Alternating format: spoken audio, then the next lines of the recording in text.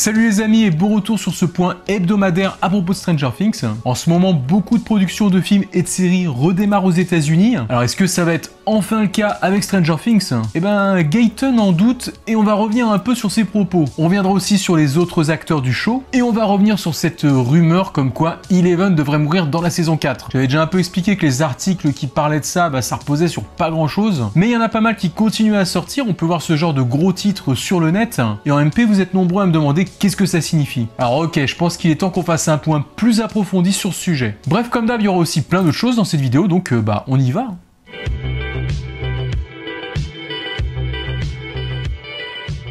Si on peut rester optimiste sur la reprise du tournage de la saison 4 de Stranger Things, en plus il était déjà bien lancé, il y en a qui pensent que cet arrêt de la production pourra encore se prolonger un bon moment. Et c'est le cas de Gaëtan Matarazzo. Présent au GalaxyCon Live, l'acteur incarnant Dustin s'est confié sur la suite des événements. Rappelant déjà qu'à la base, la reine était annoncée que pour 2 semaines, et que ça faisait maintenant déjà 3 mois. Et ouais, ça passe vite. Et donc, il y aurait de quoi s'inquiéter parce qu'on était quand même sur une longue interruption, et le bout du tunnel ne serait donc pas encore visible. C'est vrai que le reste de la prod reste pour l'instant encore muette au sujet de cette reprise. Pour Gayton, elle ne devrait pas se faire avant encore un bon moment, il évoque même le mois de septembre.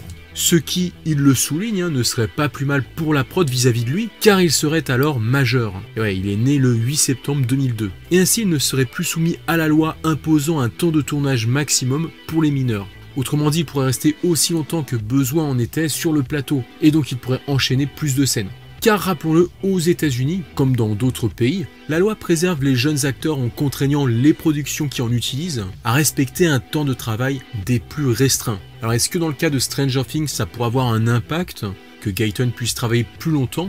Forcément oui, mais il faut quand même rappeler que tous les acteurs ne seront pas majeurs en septembre. Et donc pour des scènes de groupe, ça pourrait s'avérer inutile que l'un reste et pas les autres. D'ailleurs, petit rappel, les âges par rapport au groupe d'ados, seuls Caleb et Sadie sont majeurs à l'heure actuelle. Concernant les autres, il y en a qui ont encore un peu de marge. Mais comme ça, si vous vous demandiez quel âge ils pouvaient avoir, maintenant vous savez. En tout cas, si on lit entre les lignes, ce qui est sûr, c'est que ce discours de Gayton nous révèle que clairement, à l'heure actuelle, il n'a pas l'air vraiment d'avoir des nouvelles d'un éventuel retour sur les plateaux de tournage. Et on peut donc imaginer qu'il en est de même pour les autres acteurs, et que eux-mêmes n'ont pas plus d'informations en ce moment. Donc pas de reprise imminente, il semblerait. Malgré ça, même si tout semble à l'arrêt, on sait aussi qu'une grande partie des préparatifs ont été optimisés pour que la reprise du tournage soit moins longue, comme l'avait expliqué le directeur des cascades. Donc tout n'est pas perdu pour voir la série arriver assez tôt en 2021, même si c'est sûr que plus là l'arrêt est long, et plus il va falloir du temps avant d'espérer l'arrivée de cette fameuse saison sur nos écrans. On revient maintenant sur les manifestations aux États-Unis suite à la mort de George Floyd. On a vu la semaine dernière que Sadie était partie se mêler à la foule des manifestants. Cette semaine, on peut aussi observer cette photo de Caleb qu'on retrouve parmi des manifestants. Bien que le lieu ne soit pas spécifiquement mentionné, l'acteur a à un moment donné montré la foule en direct sur son Instagram. On a aussi pu constater que Natalia Dyer et Charlie Eaton se sont mobilisés à Atlanta pour manifester ensemble. Je pense que ça doit être eux là. Mais aussi Joe Keery lors d'une manifestation à Los Angeles avec sa compagne Maika Monroe. Après, même si on ne voit pas le reste des acteurs, bien sûr ils soutiennent aussi les événements de très près, à l'image de Millie Bobby Brown, qui a montré son émotion et son soutien pour l'une des manifestations se déroulant à Auckland en Nouvelle-Zélande. Une manifestation qui était particulièrement calme et ordonnée, avec des chants comme par exemple « Where is the love des Black Eyed Peas ?» d'où le commentaire de la jeune actrice. En tout cas, pendant ce temps, dans le monde de TikTok, on pouvait remarquer que Noah Schnapp avait étrangement changé ces derniers jours. Et oui, en fait, c'est normal puisqu'il s'était fait pirater son compte, et ainsi les individus postaient ce qu'ils voulaient à son insu. Mais bon, le jeune acteur aurait récupéré le contrôle depuis. En tout cas, ce n'est pas la première fois que ça lui arrive. Il avait déjà été victime de ce genre de choses l'année dernière sur Twitter. On termine par quelques photos qui nous montrent des tests de caméra tirés de la première saison, des images tirées du compte Twitter des scénaristes de la série. Alors est-ce que ce sont les frères Duffer qui sont cachés derrière ce compte? Finalement on n'a jamais vraiment su. Donc voilà, je voulais vous en faire profiter aussi et on passe à la suite.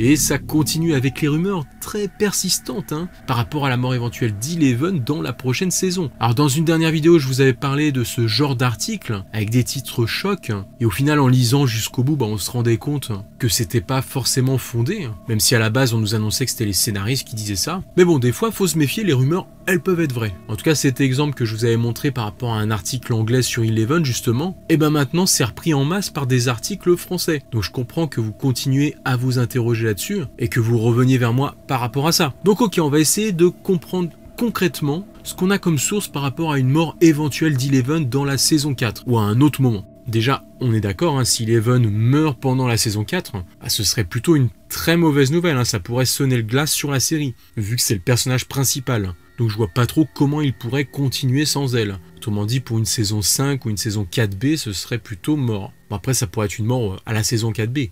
Bref, quand on lit ce genre d'article, ça ne va pas très loin. Ils disent juste, selon des rumeurs, le personnage de Millie Bobby Brown pourrait bel et bien périr dans cette future saison. Pour certains fidèles, cela ne fait même aucun doute. Voilà, vous avez vu, hein, je crois qu'en plus on parle de nous.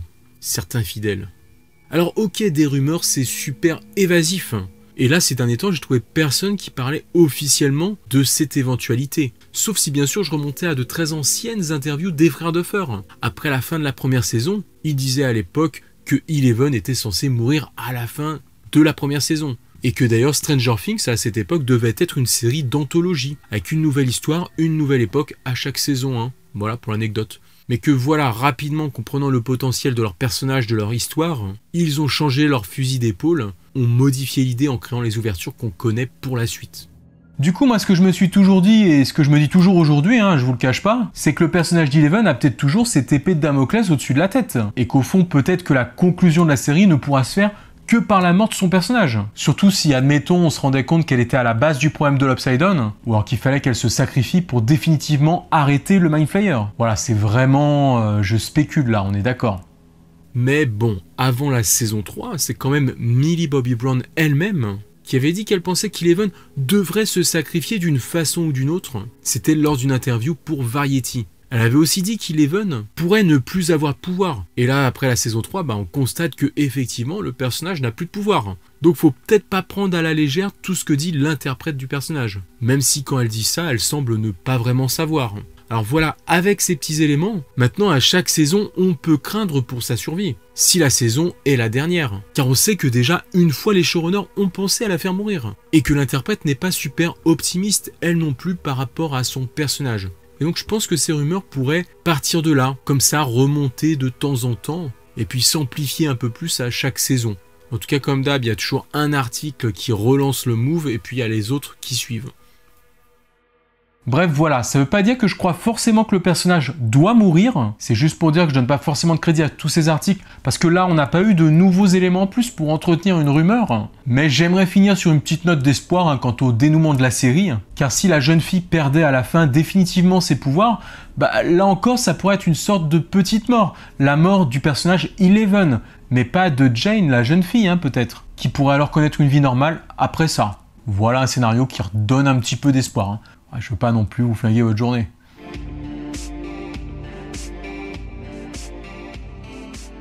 Petit retour cette semaine sur les conventions online que pourrait connaître Stranger Things par le biais de People Convention. Bon, la dernière fois on avait pris pour exemple la première convention du genre concernant Rebel Spartacus et on avait un petit peu discuté des prix. Et donc comme c'était la première convention, c'était pas encore au point et que là maintenant elle a eu lieu, on découvre que les panels qui étaient censés être initialement à 20 € sont devenus gratuits. Voilà, après pour les extras je pense que ça reste payant. Mais bon, au moins on saluera l'effort sur ce point, qui est quand même primordial lorsqu'on a envie de savoir ce que vont raconter les acteurs. Alors est-ce qu'ils feront pareil avec Stranger Things si une convention online a bien lieu? J'espère en tout cas, voilà, je voulais le souligner.